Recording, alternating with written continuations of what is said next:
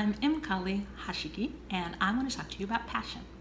First, I'm going to tell you a little bit about me. I am a middle-aged, fat black queer femme, and once upon a time, in a galaxy far, far away, I was part of the nonprofit world. So for about 10 years, I was in the social justice arena, and I did a variety of jobs, including admin support, conference, retreat, and special events planning, writing organizing manuals, workshop facilitation, organizing local and regional activists, group facilitation, and grant making. I was also a published author during that time, primarily political articles and essays. Currently, my work in the world is to help folks heal their erotic wounds by embodying and exploring their passion. I've been a certified sexological bodyworker for 10 years. I've been a certified sound voice and music healer for 9 years, and it's been about 3 years since I got my certificate as a tantric sacred intimate. I'm a Scorpio, I'm a follower of Ifa, and I am an erotic ecstatic, which is a term coined by one of my teachers, Joseph Kramer, to describe folks who can use erotic energy to achieve mystical states. I also happen to be a trauma survivor with about 30-something odd years of undiagnosed and untreated PTSD under my belt. And for the past 7 years, I've been on a healing journey to address my trauma, address my PTSD and all of its manifestations. My two main symptoms of my PTSD are hypervigilance and catastrophizing, which makes me a lot of fun at street fairs. So from my past political work, from decades dedicated to learning and teaching about a variety of subjects, and from the work I've been doing on my own healing journey, I've come to know a few things I want to share with you. The personal is political. The perpetuation of oppression requires the repression of the erotic. Pleasure is profoundly healing. Sexuality and spirituality are deeply intertwined, and passion is the medicine that we need to heal ourselves and the planet. But before I go on to talk about passion, I just want to put things into context. We are in a very particular moment in time right now, a moment in which there are some pretty powerful forces at work seeking to restrict and in some cases actually seeking to destroy our freedoms, our joys, our loves, and our very lives. Now, these forces are not new. They've been around forever, but right now we're seeing a resurgence in which they are bolder and more blatant and less willing to disguise their horrific viewpoints with dog whistle terms. What's important about this is that these are the same forces that historically have dictated and fostered a society-wide disconnection from our bodies, disconnection from our pleasures, and disconnection from one another.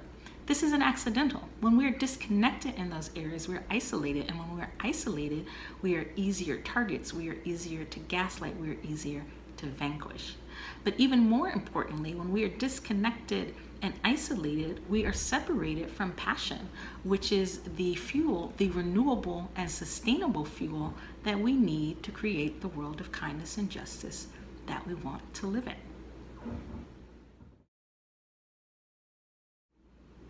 Passion.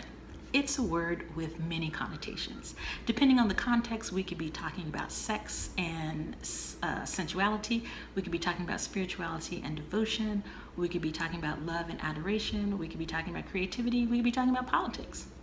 Passion is a key component in healthy relationships, whether that's the relationship we have with ourselves, the relationships that we have with our loved ones, the relationship that we have with the divine, or the relationship that we have with the planet and all of its inhabitants. But what is passion? Well, passion is two things. First of all, passion is a desire, a longing for connection, a longing to be understood, a longing to feel valued, a desire to love, a desire to be loved, a desire to live in a world in which we are free to express the entirety of who we are and have equal access to society's resources. But passion is also a fuel, an energy source. It's the fire that feeds the work that we do in the world. When we're disconnected from this energy source, when we're disconnected from passion, that's when we experience burnout. That's when we experience writer's block. That's when our work lives feel stagnant. That's when our sex lives are deeply unsatisfactory and unfulfilling. That's when our romantic lives and our familial relationships and friendships feel dreary and or draining. That's when it's difficult, if not impossible, to experience our bodies as sacred instruments, and thus to understand that other bodies are also sacred instruments. When we're separate from passion, that's when we're just going through the motions rather than being engaged in and plugged into this adventure, this journey we call life.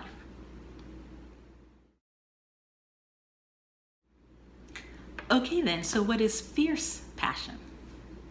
Fierce passion is active rather than passive. Fierce passion is curious rather than avoidant or indifferent. Fierce passion seeks out and embraces connection and intensity rather than hiding from it or seeking isolation.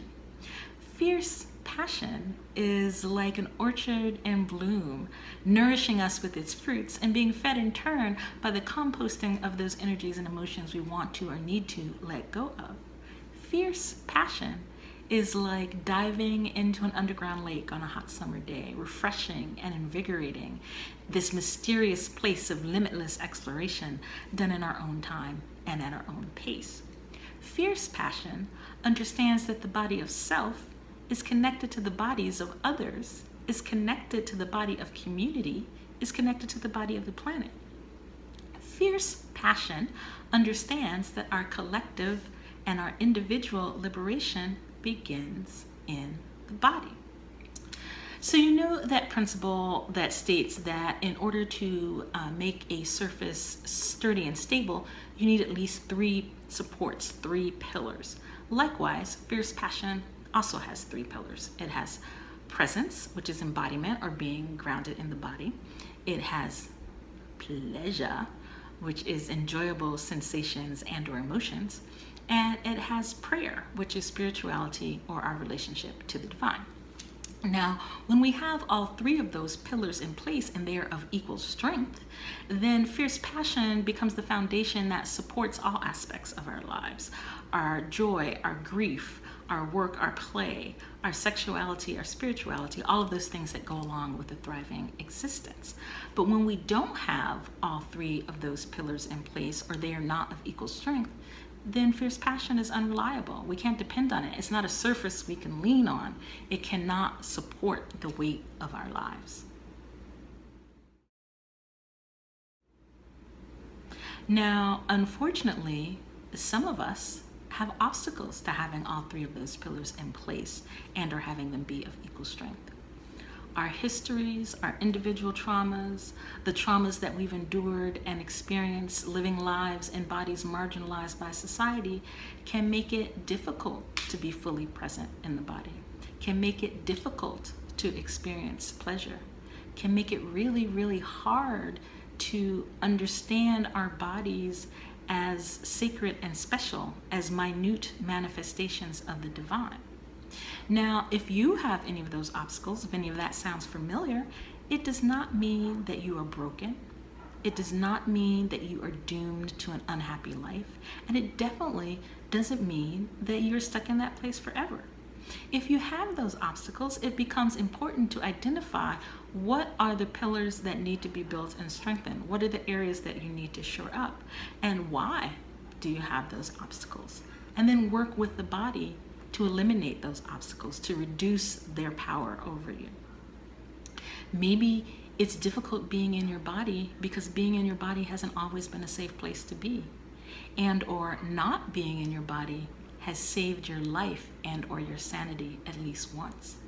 In which case you need to work with the body to help it expand its sense of safety, to let it know that it's not in the same circumstances and that those defenses are not necessary now. Maybe it's difficult to feel pleasure because you've never had the opportunity to learn what feels good to you, Or maybe because you believed the lie that you were told that you were undeserving of pleasure, in which case you need to quiet the voice that lies to you so you can hear the voice of the body, hear the wisdom that the body wants to share with you, and then work with the body to learn what feels good to it. Maybe it's been really hard to understand your body is sacred and special because you believed the lie you were told that because of who you are or how you look or what capabilities your body has or what disabilities your body has or who you love or how you love or what you think or how you think, that your body is the very opposite of sacred and special and that you're unworthy of attention from the divine, which again means that you have to quiet the voice that lies to you so you can hear the voice of the divine speaking to you through your body. So as you start to address these challenges, as you start to build these pillars, as you start to strengthen them, you gain more and more access to your authentic desire, to your authentic renewable fuel, allowing you to fully and fiercely embrace the passionate life that is your divine birthright. So that was Fierce Passion 101. Thank you for listening, and I hope you got something out of it. If you want to know more about passion, or if you want to know about the ways that I can help you to embody and explore your passion, then please drop by my website, fiercepassions.com. There you'll find my blog, which has my writings on passion, on trauma, on social justice, on eros, spirituality, sexuality, all the things that I am fiercely passionate about. You'll also find information on my upcoming webinars, workshops, and retreats, as well as information about my personal passion programs where I work with you one-on-one. And if you want to be among the first notified about my upcoming free video series where I go into more detail and more depth about Fierce Passion's pillars, so one video dedicated to presence, one video really focused on pleasure, and one video focused on prayer, then make sure that you subscribe to my newsletter. Join the Passion Posse for more information. Until next time, breathe as deeply as you can, live as fully as you can, and love as wholly as you can. Peace out.